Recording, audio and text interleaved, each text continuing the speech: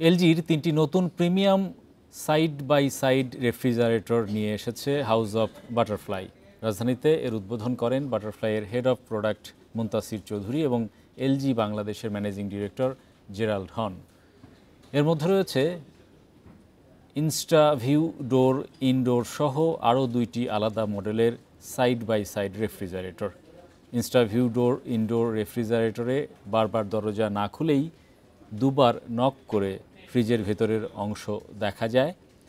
এই refrigerator এলজির linear cooling system ফলমূল ও শাকসবজি ৭ দিন পর্যন্ত সতেজ রাখে, আর ডোর কুলিং প্রযুক্তি ৩৫% দ্রুত সময়ে ফ্রিজকে ঠান্ডা করে। এতে বিল্ট ইন হাইজিন ফ্রেশ প্রযুক্তি খাবারের সতেজতা ও স্বাদ সংরক্ষণ করে। এছাড়া অ্যাপের মাধ্যমে খুব সহজেই ফ্রিজটি নিয়ন্ত্রণ করা যায়।